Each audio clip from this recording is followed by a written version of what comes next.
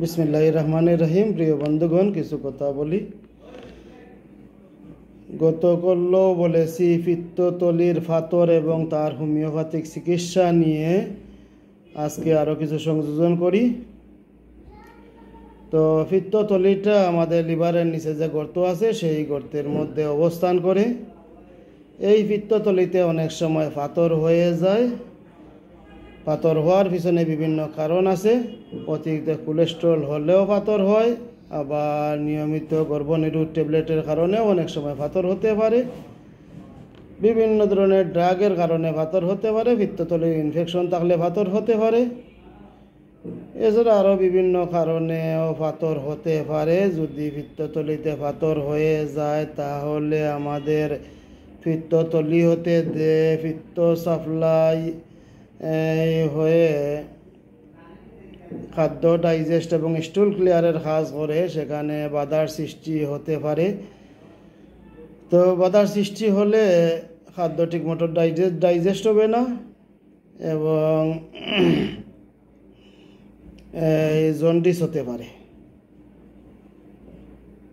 অতিরিক্ত বুকে ব্যথা হতে পারে, কাঁধে ব্যথা হতে পারে, পিঠে ব্যথা হতে পারে, ব্যথা বিভিন্ন দিকে ছড়াইতে পারে। তো এই পিত্তথলির পাথর হলে তার হোমিওপ্যাথিতে আলহামদুলিল্লাহ অনেক ভালো চিকিৎসা আছে।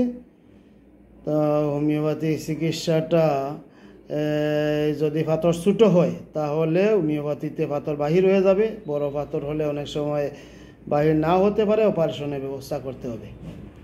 কারণ পিত্তথলির যে নালী, পিত্তনালী, এই পিত্তনালীটা 4 থেকে 5 মিলিমিটার হয়।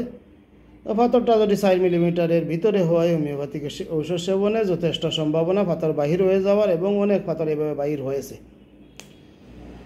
যদি পাথরটা 4 মিলিমিটারের উপরে হয়ে যায় তাহলে ঔষধ সেবনে অনেক সময় পাথরটা টুকরো টুকরো হয়ে বাহির হয়ে যায়, আবার অনেক সময় বাহির হয় না। যদি না হয় তাহলে অপারেশনের ব্যবস্থা করতে হবে। এক্ষেত্রে খুব বেশি সময় নেওয়া যাবে না। অল্প সময় চিকিৎসা করে দেখা যাবে। যদি পাথরটা না ভাঙা যায় তাহলে অপারেশনের ব্যবস্থা করতে হবে। তো পিত্ত পাথরিতে আমাদের হোমিওপ্যাথিতে যে ঔষধগুলা আছে সেই ঔষধগুলা আপনারা কেন্ট রেপার্টরির অ্যাবডোমেন সাফটারে লিভার অধ্যায়ে, লিভার পেইন অধ্যায়ে এবং জন্ডিস অধ্যায়ে পেয়ে যাবেন। পিত্তথলির পাথরের জন্য আলাদা কোনো সাফটার বানানো হয় নাই, সম্ভবত আমি পাই নাই। তো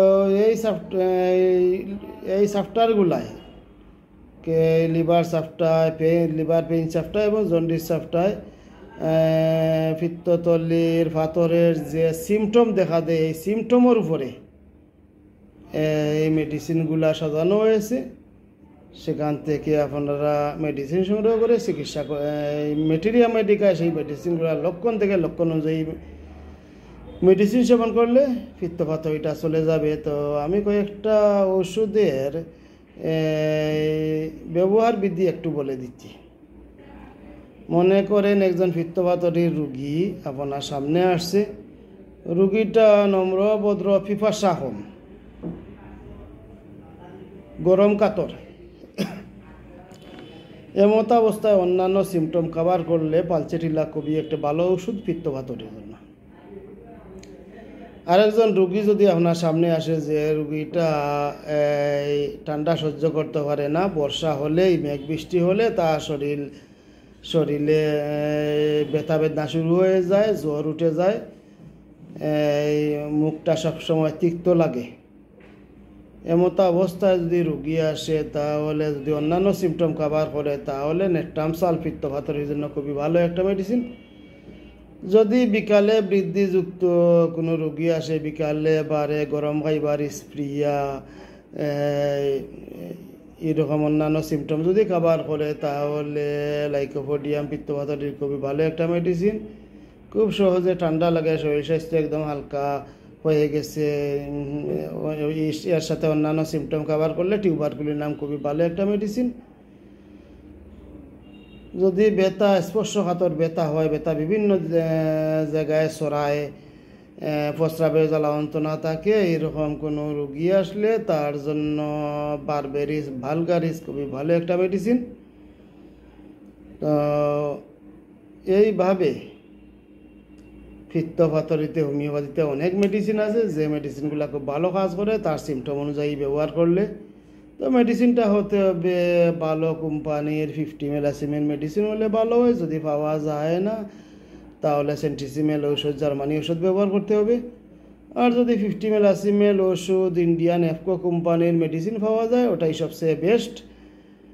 তো প্রিয় বন্ধুগণ, এই আমি বললাম পিত্তপাথরি এবং তার হোমিওপ্যাথিক চিকিৎসা সম্পর্কে সংক্ষেপে কিছু কথা।